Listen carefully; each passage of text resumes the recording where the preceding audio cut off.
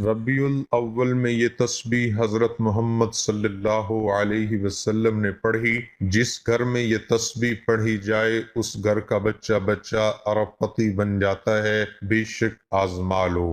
بسم اللہ الرحمن الرحیم۔ محترم ناظرین، ایک ایسا عمل جس کے کرنے کی برکت سے انشاءاللہ اللہ پاک ہر قسم کی پریشانی اور مشکل کو دور فرماتے ہیں۔ نبی کریم صلی اللہ علیہ وسلم خود روزانہ یہ وظیفہ پابندی سے کرتے تھے۔ ہر مشکل کا فوری حل یعنی نبوی وظیفہ ہے۔ اس عمل سے متعلق ایک راوی کہتے ہیں کہ ہم نے رسول اللہ صلی اللہ علیہ وسلم سے کہا کہ یا رسول اللہ، کیا ہم اس کو سیکھ نہ لیں؟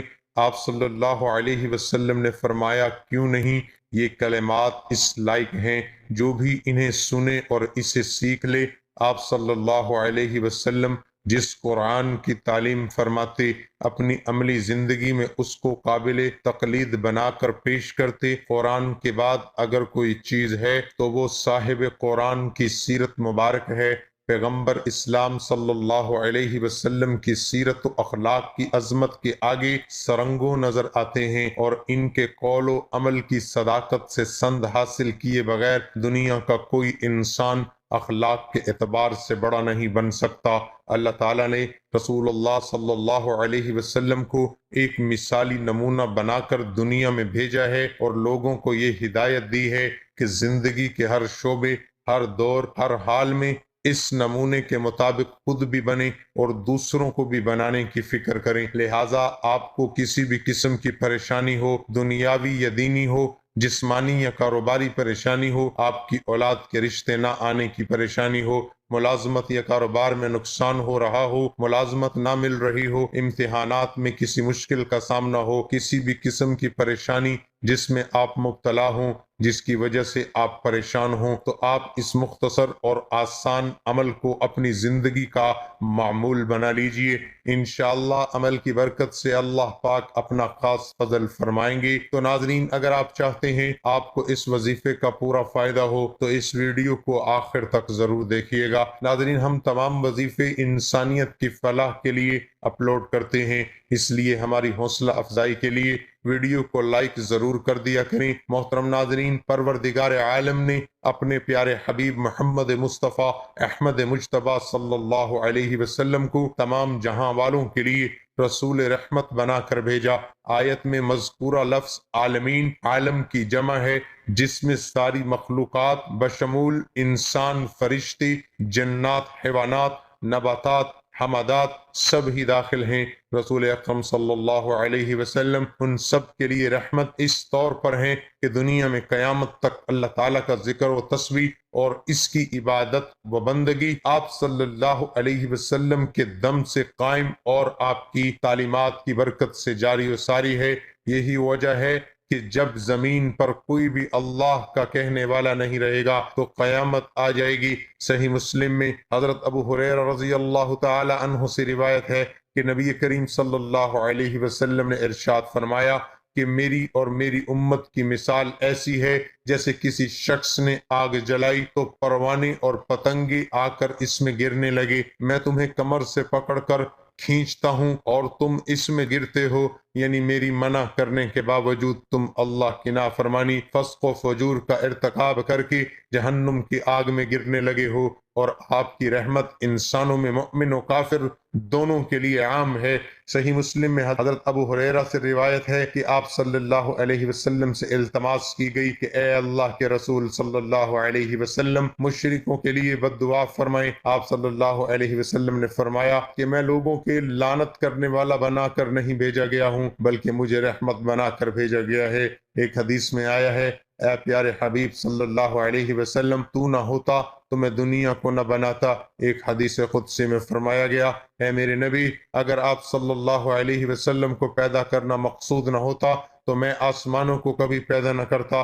حضرت صلی اللہ علیہ وسلم کی ولادت بسعادت اللہ تعالیٰ کی عظیم ترین نعمتوں میں سے ایک نعمت ہے۔ ناظرین اکرام، ایک بزرگ تھے جن کے پاس کچھ طلبہ بھی رہتے تھے جو ان سے دین کا علم سیکھتے تھے، چنانچہ دن کے مختلف اوقات میں عوام الناس کو اس نافع وجود سے مستفید ہونے کے لیے آتے تھے، اپنی حاجات کے لیے دعائیں کراتے تھے۔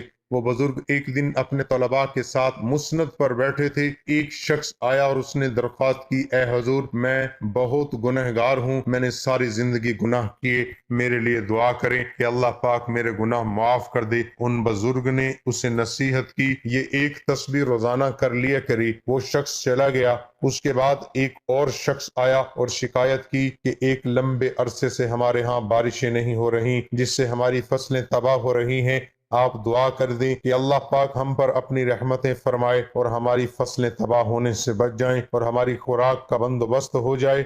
آپ نے اس شخص کو اس وظیفے کی تلقین کی۔ ابھی کچھ ہی دیر گزری تھی کہ تیسرا شخص آیا، اس نے دعا کے لیے درخواست کی کہ میں بہت غریب انسان ہوں، میرے لیے دعا کریں کہ اللہ پاک میرے رزق میں فراوانی عطا کرے اور میری مالی مشکلات کو آسان کرے۔ ان بزرگ نے پھر وہی کہا جو پہلے دو لوگوں کو کہا تھا۔ یہ سب ماجرا بزرگ کے طلباء بھی دیکھ رہے تھے اور حیران تھے کہ اتنے سوالی آئے اور انہوں نے اپنی مشکلات کا ذکر کیا، لیکن ہر بار ان بزرگ نے ایک ہی جواب دیا کہ کثرت سے استغفار پڑھو تو اللہ تمہاری مشکل حل کر دے گا۔ ان میں سے ایک طالب علم نے اس بارے میں پوچھ لیا، یہ کیا ماجرا ہے کہ ہر سوال کرنے پر آپ نے ایک ہی جواب دیا کہ کثرت سے استغفار کیا کرو؟ تو اس پر بزرگ نے فرمایا کہ میں نے اپنی طرف سے کوئی بات نہیں بتائی، بلکہ جو قرآن کریم نے فرمایا ہے اس کا ذکر کیا ہے۔ اب استغفار کون سا کریں؟ جو بھی استغفار آپ کو یاد ہو، استغفر اللہ رب من کل ذنب و اتوب الیہ، یا پھر استغفر اللہ پڑھ لیں۔ کوئی بھی استغفار اگر آپ کو آتا ہے تو آپ اس کا ورد کر لیا کریں، پھر دیکھیں کہ اللہ پاک آپ پر آنے والی تمام مصیبتوں، مشکلات، مالی رزق کی تنگیاں کیسی آسانیوں میں بدل دیتا ہے۔ بلکہ کسی بھی شخص کو کوئی بھی پریشانی اور غم لاحق ہو تو استغفار کرنے کے بعد وہ یہ دعا پڑھے، سبحان اللہ و بحمدہ، سبحان اللہ العظیم و بحمدہ، استغفر اللہ۔ حضرت عبداللہ بن عمر رضی اللہ عنہما روایت کرتے ہیں کہ ایک شخص حضرت صلی اللہ علیہ وسلم کی خدمت میں حاضر ہوا اور اپنی تنگ دستی کا شکوہ کرنے لگا، تو آپ صلی اللہ علیہ وسلم نے اس آدمی سے فرمایا، کیا تمہیں وہ تسبیح بھول گئی جو ملائکہ کی تسبیح ہے، تمام مخلوقات کی تسبیح ہے، اسی کے ذریعے سب کو رزق دیا جاتا ہے؟ حضرت عبداللہ بن عمر رضی اللہ عنہما نے عرض کیا، یا رسول اللہ، وہ کون سی تسبیح ہے؟ آپ پہلے ٹیک لگا کر تشریف فرما تھے تو آپ سیدھے ہو کر بیٹھ گئے اور آپ نے فرمایا، اے ابن عمر، صبح صادق کے طلوع ہونے کے بعد سے لے کر نماز فجر کے درمیان یہ کلمات سبحان اللہ و بحمدہ، سبحان اللہ العظیم، استغفر اللہ 100 مرتبہ پڑھ لو تو دنیا تمہارے پاس ناک رگڑتی ہوئی آئے گی، اور اللہ تعالی ہر اس کلمے کے بدلے جو تم کہو گے ایک فرشتہ پیدا فرمائیں گے جو قیامت تک تسبیح بیان کرتا رہے گا اور اس کا ثواب تمہیں ملے گا۔ اللہ رب العزت کے حبیب صلی اللہ علیہ وسلم نے امتیوں کے لیے کئی طرح سے رحمتوں اور وسعتوں کے دروازے کھولے ہیں۔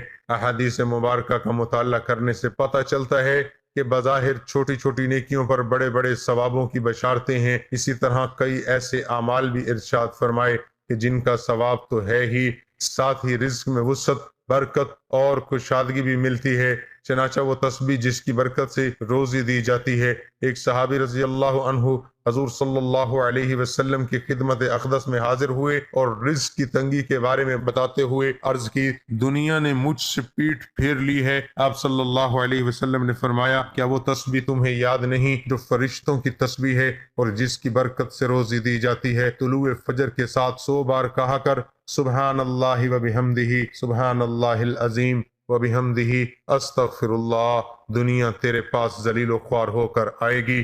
وہ صحابی رضی اللہ عنہ چلے گئے اور پھر کچھ دن کے بعد حضور صلی اللہ علیہ وسلم کی خدمت میں حاضر ہو کر عرض کرنے لگے، یا رسول اللہ، دنیا میرے پاس اس کثرت سے آئی کہ میں حیران ہوں کہاں اٹھاؤں اور کہاں رکھوں۔ ربیع الاول کے مہینے میں کسی بھی نماز کے بعد اول و آخر ایک تسبیح درود شریف کی کرنی ہے، اس کے بعد ایک تسبیح 100 دانوں والی سبحان اللہ و بحمدہ سبحان اللہ العظیم و بحمدہ استغفر اللہ کی پڑھ لیں، اور اس کے بعد اللہ تعالیٰ سے دعا مانگی۔ دعا ہے اللہ رب العالمین سے اللہ پاک ہمارے صغیرہ کبیرہ گناہوں کو معاف فرمائے اور ہمارے دلوں کو اپنی رغبت کی طرف پھیر دے، ہمیں سیدھے راستے پر چلنے اور نیک عمل کرنے والے لوگوں کے ساتھ شامل کر دے۔ یا اللہ تو ہمیں صحت و عافیت کی زندگی عطا فرما، اپنی تمام نعمتوں پر یاد کرنے، تیرا شکر ادا کرنے اور عبادت کا پورا حق ادا کرنے میں ہماری مدد فرما۔ اے کریم ہمیں عافیت و سلامتی عطا فرما، اپنی اطاعت اور فرمانبرداری کی طاقت عطا فرما اور اس زمانے کے تمام فتنوں سے محفوظ فرما۔ آمین یا رب العالمین۔ اللہ پاک ہم سب کا حامی و ناصر ہو۔ ناظرین کمنٹ باکس میں اللہ تعالیٰ کے 99 ناموں میں سے ایک نام ضرور ٹائپ کریں۔